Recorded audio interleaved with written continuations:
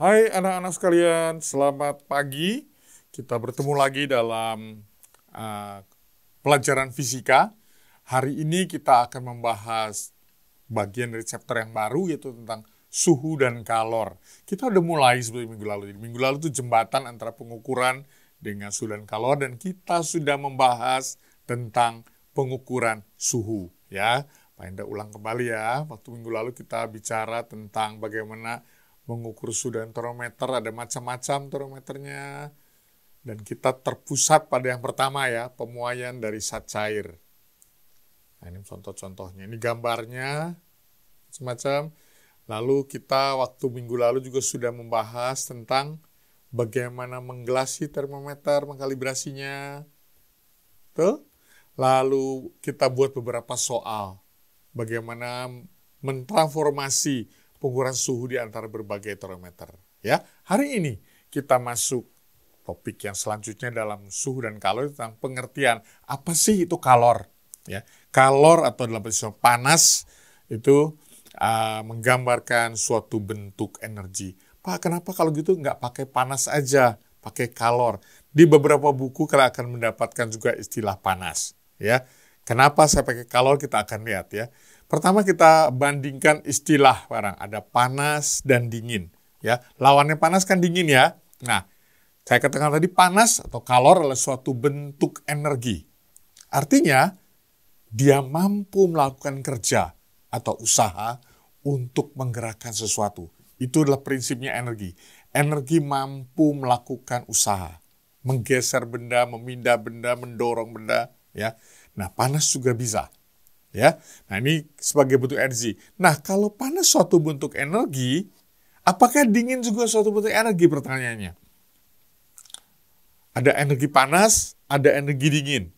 Ya, kalau kita nyalakan AC di ruangan, saya memberikan energi dingin pada ruangan. Boleh? Boleh nggak kira-kira? Jawabnya adalah tidak. Bukan ya. Dingin bukan bentuk energi. Jadi dalam hal ini panas dan dingin menggambarkan suatu keadaan, bukan bentuk energi. Ya, jadi dingin adalah keadaan di mana benda itu kehilangan energi panas atau kekurangan energi panas. Jadi dia keadaannya dingin, tapi bukan bentuk energi, nggak ada energi dingin. Nah, karena itulah dalam fisika kita lebih sering menggunakan energi panas diganti istilah menjadi kalor. Ya, karena kalor jelas menunjukkan energi. Nah, kita bandingkan istilah panas dan kalor. Dalam kaitan ini ya, padannya panas sama kalor itu sama sebetulnya. Ya, jadi seringkali kalau nanti kalian lihat penjelasan di buku juga dari Pak Hendra, saya akan katakan energi kalor bukan energi, tapi sebetulnya keduanya sama. Ya, kenapa terjadi energi kalor? Oke, materi itu terdiri atas partikel-partikel kecil. Ya, dalam kimia kalian akan dapatkan partikel-partikel kecil dalam materi itu disebutnya molekul atau atom yang lebih kecil lagi. Ya, tapi kebanyakan molekul. Nah, partikel-partikel tersebut masing-masing punya energi. Ada dua penyebabnya. Pertama, di dalam bahan sebenarnya partikel itu mampu bergerak terus. Ada yang berpindah posisi, ada yang cuma bergetar. Energi vibrasi. Nah, ada juga yang karena posisinya sama partikel lain. Kalau posisi benda terlalu dekat dengan partikel lain, dia akan mengalami gaya tolak-menolak secara listrik. Kalau partikel terlalu jauh partikel lain, dia akan sedikit mengalami gaya tarik-menarik. Nah, energi potensial partikel dan energi kinetik partikel itu menyumbang pada energi panas atau energi kalor dari partikel tersebut. Ini ditemukan belakangan ya, jadi sebetulnya ilmu tentang energi, mekanik, dan panas itu berkembang sendiri-sendiri. Tapi belakangan ternyata ditemukan ada relasi antara keduanya dari sisi partikel. Jadi panas adalah gerak energi partikel dari benda itu.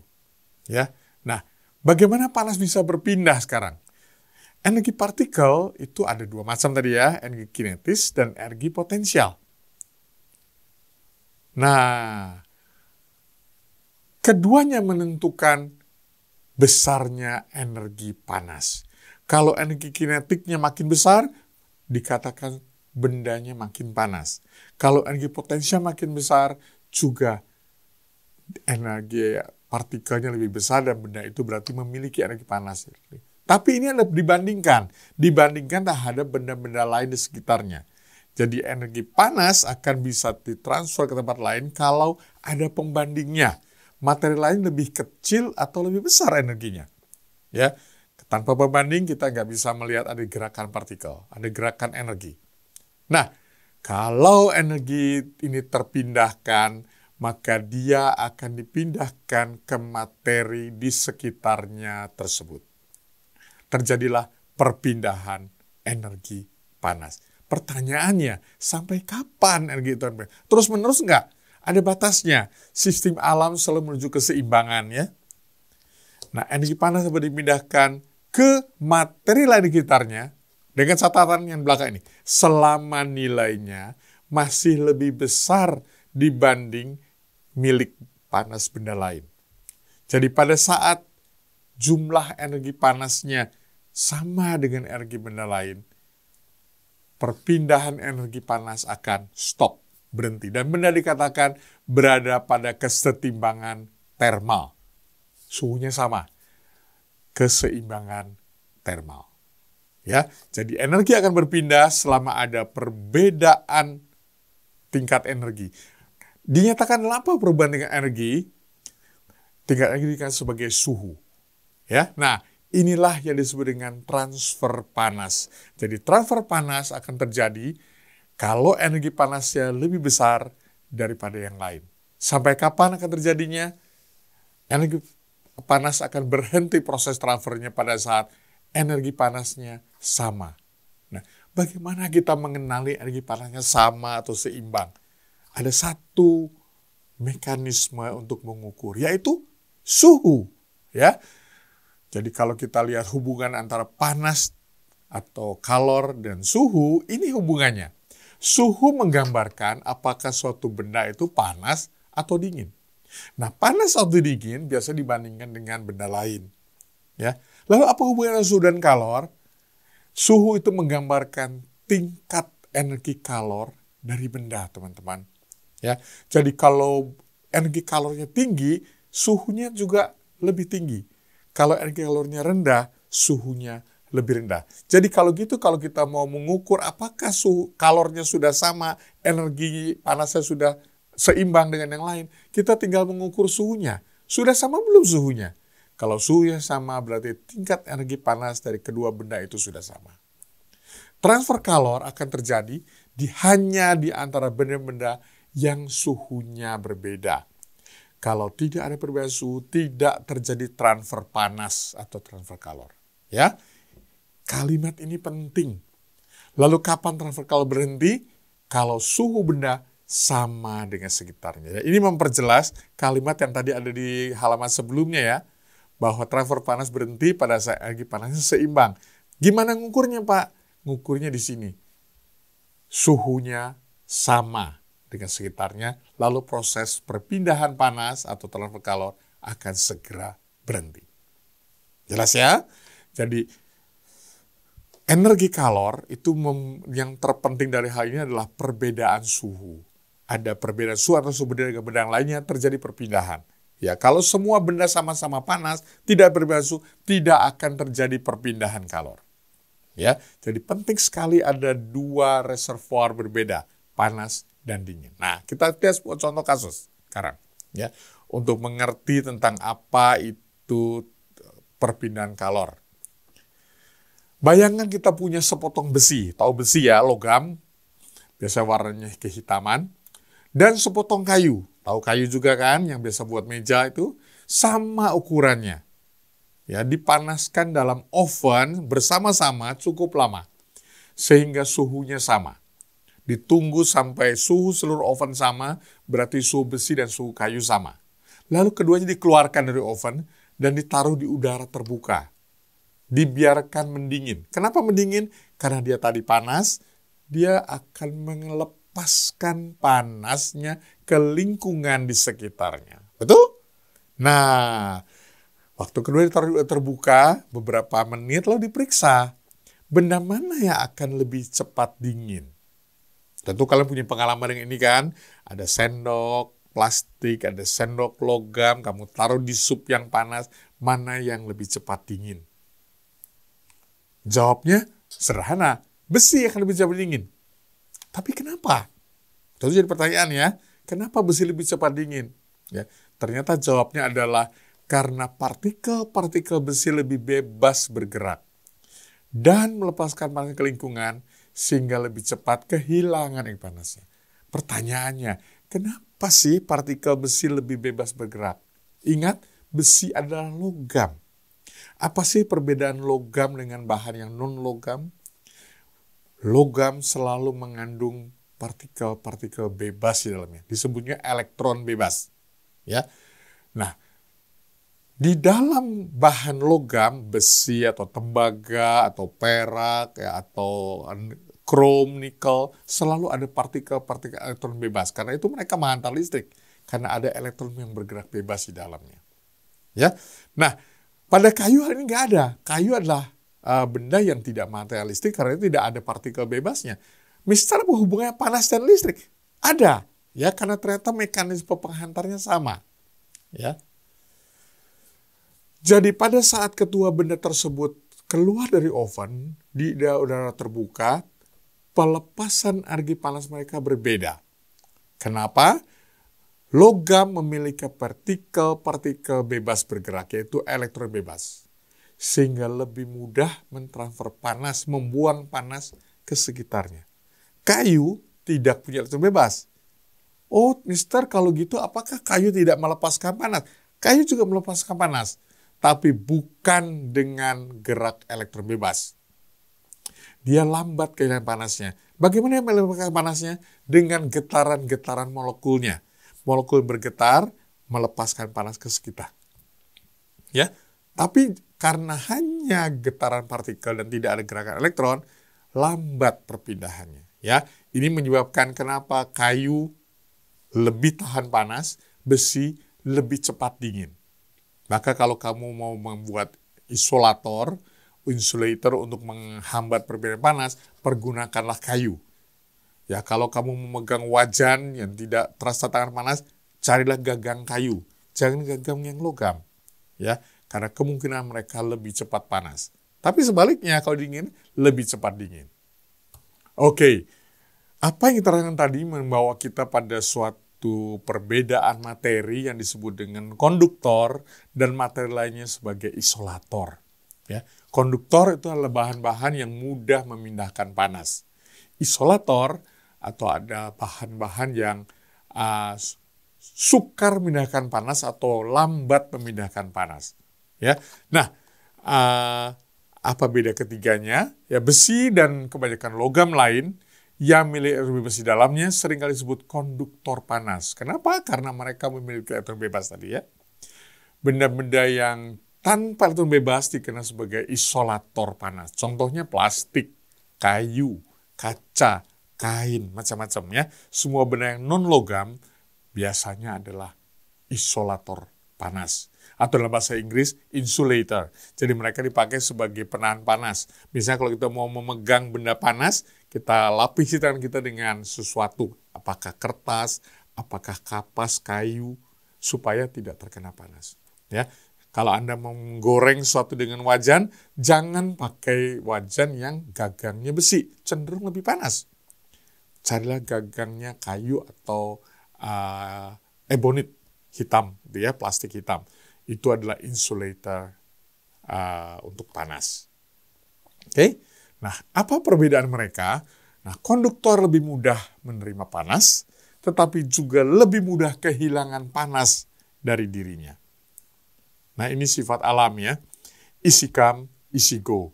Sesuatu yang lebih mudah dipanaskan juga lebih mudah kehilangan panasnya. Sesuatu yang sulit dipanaskan akan juga sulit kehilangan panasnya.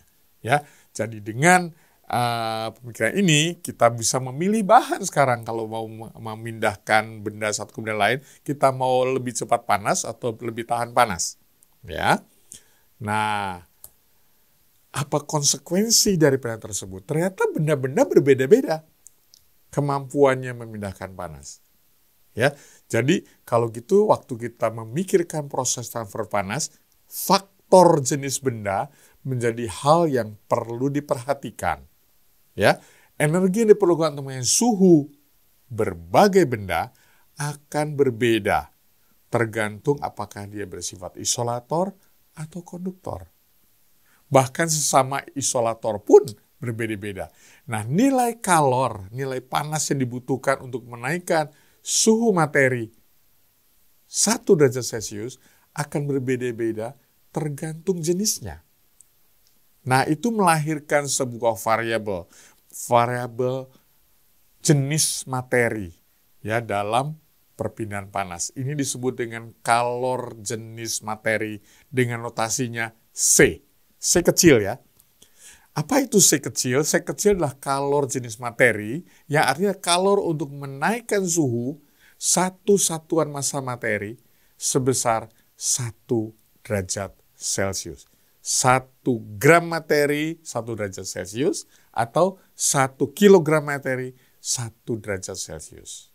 Ya, satuannya macam-macam. Kita akan pakai 2 model satuan nanti ya. Ada yang pakai kilogram, ada yang pakai gram. Nah, tapi catat dulu ini bahwa C adalah kalor untuk menaikkan suhu 1 satuan massa materi sebesar 1 derajat Celcius. Nah, untuk lebih memperjelas ini kita lihat contoh ini, contoh kasus ya. Misalkan saya punya saus, ya saya panaskan. Ternyata diteliti untuk menaikkan suhu saus tersebut 1 derajat, dibutuhkan 20 kalori. Berapa kalori yang dibutuhkan untuk menaikkan suhunya sebesar 5 derajat? 1 derajat, 20 kalori. Berarti kalau 5 derajat, ya 5 kali 20, betul? Nah, jadi kalori yang dibutuhkan adalah 5 kali 20 kalori sama dengan 100 kalori. Nah, kalau kita sudah berikan 100 kalori, benda itu naik suhu 5 derajat, tapi saya merasa tiba-tiba, aduh, jumlah sausnya kurang nih. Saya butuh buat 3 orang. Oke, saya masukkan lagi 2 tambahan, 2 massa yang sama. Jadi saya punya 3 kali massa semula. Massa saus dipanaskan 3 kali lipat semula dengan perbedaan suhu yang sama. Berapa kalori yang saya butuhkan? Ya, kalau massanya lebih banyak, tentu kalori juga berlipat juga. Jadi massanya dibutuhkan akan 3 kali tadi 100 kalori. Betul? Nah, kalau massa semula adalah 100 kalori, kalau tadi 3 kali lipat jadi 300 kalori, ya. Nah, tapi lalu saya berpikir, kalau saya pakai air kira-kira jumlah kalorinya sama enggak ya? Nah, saya akan ganti lagi. Saus tersebut diganti air dengan massa yang sama. Saya timbang air, massa yang sama dengan saus. Ditanya, berapa kalori yang saya butuhkan untuk ini? Nah, sekarang ada pergantian jenis. Ya, C-nya beda kan?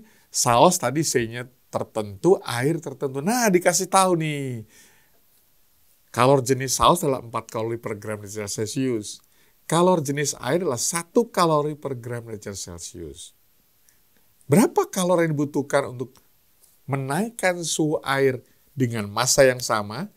Sebesar 5 derajat Celcius. Jadi massanya tadi 3 kali lipat semula itu, tapi suhunya tetap 5 derajat. Ternyata kita lihat bahwa C air adalah 1/4 dari C saus kan? Kalau gitu Q-nya adalah juga 1/4-nya.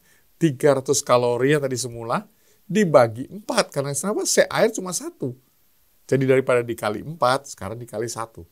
Nah, kalau gitu inilah variabel yang akan ikut serta dalam menentukan berapa kalori yang terpakai.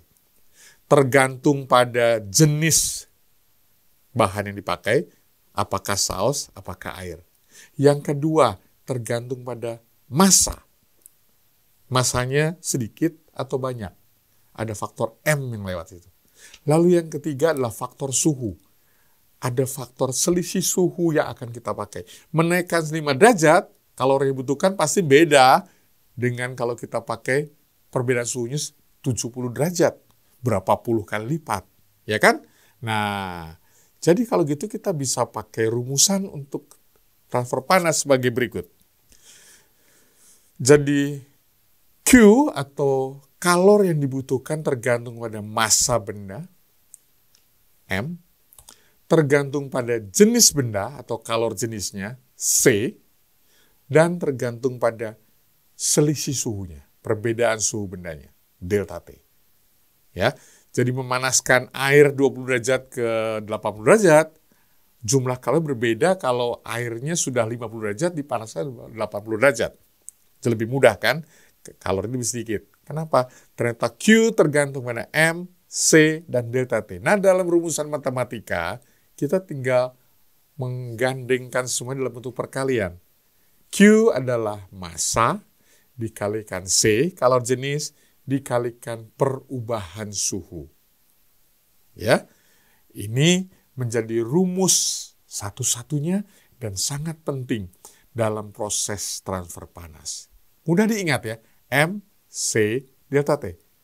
Kalau C-nya diganti benda lain, bendanya diganti, C-nya berubah. Itu aja. Dan rumusannya akan berlaku bukan hanya untuk pelepasan panas, tapi juga untuk penyerapan panas. Ya, pelepasan panas kan kalau benda mendingin. Penyerapan panas kalau benda dipanaskan. Ya, keduanya berlaku. Nah, kalau begitu sekarang kita siap untuk melakukan proses perhitungan transfer panas. Ada satu relasi lagi yang penting, itu asas Black. Asas Black ini asas menyatakan keseimbangan dalam proses transfer panas. Ya, energi panas tidak ada yang hilang, tidak bisa diciptakan dan tidak bisa dimusnahkan. Terjadi kekekalan energi untuk mencapai keadaan seimbang. Kalau begitu, kalau panas dilepaskan oleh sebuah benda, panas tersebut pasti diterima oleh lingkungannya dan benda lain di sekitarnya. Terus-menerus tidak. Dia akan stop pada saat tercapai keseimbangan. Ya. Nah, asas Black ini penting nih untuk melengkapi rumus yang tadi.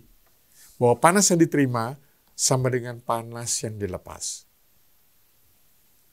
Q terima sama dengan Q lepas. Dan inilah yang akan kita pakai dalam pertemuan selanjutnya. Guru-guru kalian juga akan melatih dengan soal-soal menggunakan relasi ini. Q terima sampai Q lepas. Q terima apa? M, C, delta T. Dari benda yang menerima panas. Massanya massa yang menerima panas. Ya. Q lepas adalah panas yang dilepaskan oleh benda yang panas. Massanya adalah massa benda yang melepaskan panas. Ya, so sampai minggu depan, teman-teman, kita akan lihat kembali bagaimana rumus ini dipakai untuk meneliti suhu air di sebuah campuran. Ya, so meet you next week. Bye-bye.